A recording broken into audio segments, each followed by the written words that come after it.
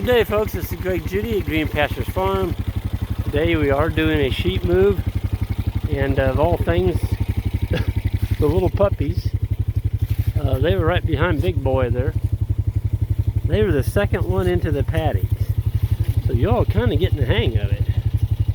It's kind of tough, you know, when you're moving sheep like we are. A lot of people say, why don't you just turn the puppies loose into the sheep and call it a day? Well, it'd be fine if you didn't move them. But when you're moving your sheep like this, you've got to get those puppies where they're kind of trained to move with the sheep. And if they don't get that training now, when the sheep move, they move. There's one across the road, they're howling. He went the wrong direction. But I've got my trusty Ben and Isaac bringing up the rear here. I'm going to go ahead and pull the sheep mineral. Oh, he's just howling. I lost all my buddies. This is our individual compartment sheep mineral. So we've got 16 different boxes in there. And the sheep, they get to pick what they want. And that rubber, they learn to pick that rubber up. And we've elevated that rubber so there's a space under there so they can get their head in there. Used to be we lost one or two because they would have their head underneath the mineral. Another sheep would jump up on top of that flap, and it actually broke the neck of the sheep that was eating. Haven't lost a sheep since we've made that modification, which is awesome. Well, there's some good looking grass here, folks. It's nice and clean. Hasn't been any animals on it. Just a really nice clean dinner plate. Some of y'all probably heard me say this, but the best medicine you can give your sheep is fresh pasture. It really helps knock back on the parasite load. You know, just be like you and I eating at a smorgasbord that was fresh or one that's been picked over by a couple hundred people before we got there. Well, that's a pretty picture. It's rained a lot, so I'm going to park this mineral feeder up underneath the tree. You get a lot of traffic around this mineral feeder, even with sheep.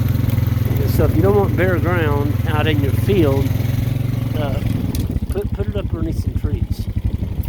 And that way, if they do get some bare ground, you're not tearing out a beautiful strip of grass.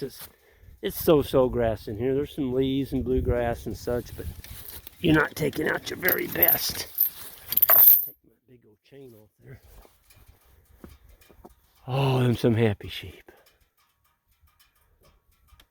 Yeah.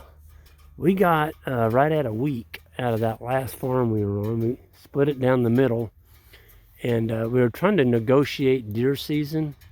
The latter one, which is doe season last weekend. And matter of fact, where the sheep just came off of, I was on there last Saturday. That's where I got my does. So, you know, people say, oh, you got livestock, you don't have deer. That's not correct. Not if you move your animals. You can have deer, you can have turkey, you can have it all. And we don't need to be trying to, you know, eliminate all these things. And I get tickled people who say, well, I'm going to fence my property to keep out the coyotes. Well, you can do that, but it's not going to be real successful. If coyotes want to get in, they'll get in there. And the best thing you can do is to have some of these guardian dogs and maybe have a couple of puppies trained like that one. His buddies are all coming. The boys are bringing the puppies. There's 5 more pups. And I think Ben's got the wand. It's a little red stick with a black trash bag on it. Yeah, there they are. Ben's over there by the gate. You can kind of see him. He's got several of them. Oh, there's 3, 4. He's got 4, I've got 1, that's 5. There's one across the road I think Isaac went after. Tell you what, you just can't, yeah, there comes Isaac out of the woods. On the other side of the road over there. Kind of see him walking with his blue jacket on. It's just hard to emphasize good help, and we have really got some good help. and it makes it just run so much easier. And you got folks that are you know, passionate about what you're doing and want to learn. And you know, we get our share of criticism. That's fine. You're gonna get criticism, folks. When you're doing something different, you're gonna get criticism, and you just, you know, you got to take it and go on. But I can hear one over there howling.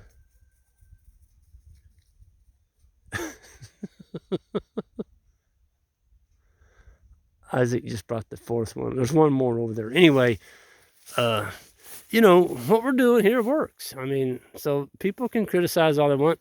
And Ben and Isaac and I, we'll just keep going forward making a living on the land. That's what it's all about. So just because you're doing something different, don't expect people to embrace you.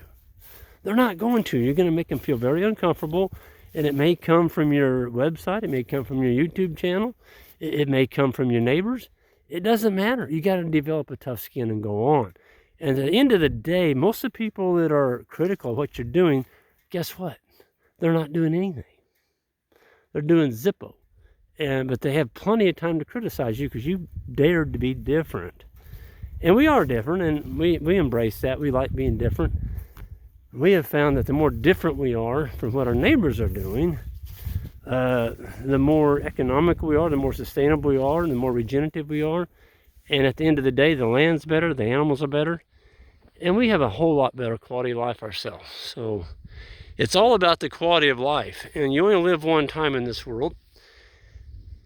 And when you go around that first time, you better go for it. You know, get everything you can get as far as enjoyment in every day that you live. And you know, 2020 has been a very different year. I didn't think, you know, we would get into something like what we have with this COVID thing, but you know what? We're making it just fine out here on the farm. Every single day is a new day, and you know what? I'm hopeful for the future, and right there's why. Two young men that have got a energy level you wouldn't believe. Look how muddy they are. You see that? This looks like they went and rolled in the mud. Oh, they smell like venison too. I wonder why. I wonder why. Oh, oh. Careful, buddy. Yeah. Where you leave your stick up by the gate? It's in the four-wheeler. Oh, I've got it on the four-wheeler. Okay. Oh, yeah. We're gonna need it when we leave this paddock. I can tell you that. Yep. We still gotta bring their food. Yeah. We'll go get the deer scraps, the rib cages and stuff like that, and bring it over here. We noticed their dog feeder has really fallen off on the consumption when we started feeding all these meat scraps, and we're pretty tickled about that.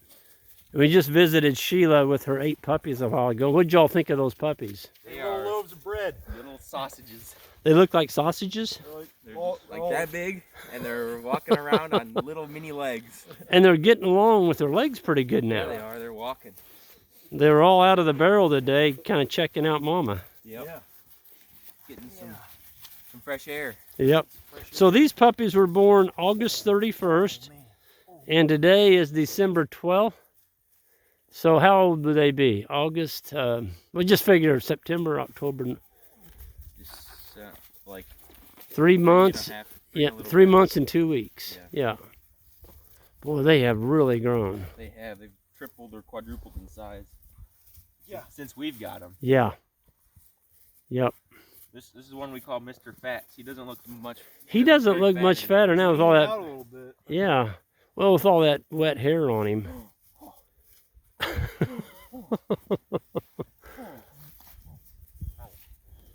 Yeah, Can't they believe how muddy they are though. I know. they must have found some mud and just went and played in it or something. My goodness, look at Every that. single one of them is, They're usually more, you know, look like the color of Ben's coat, or even lighter. or lighter Like maybe. see his head right here? Yep. That's the color they're usually. They're fluffy and Yep. and light tan, Yep. or like a little girl. This little dog here's got a lot of black on his face. He's That looks like mini smoke. yeah, Mini Smokey, our dog that we have at the house. Yeah, Man, they're they're full growing. of energy. Yep. Yep. Folks, we're gonna go ahead and sign off here. We got the sheep moved, and we got to go get their meat scraps. We've already got the sheep mineral moved, and we'll bring in the sheep-proof dog feeder, and we'll be set. So we'll be leaving them here. This is a pretty good sized paddock. It's about 5 acres. It's got a lot of good stockpile of fescue and clover on it, bluegrass. And so the sheep are going to be happy. Anyway, I'm going to sign off. If y'all new to the channel, hit that subscribe button on the way out. And we'll see y'all down the road.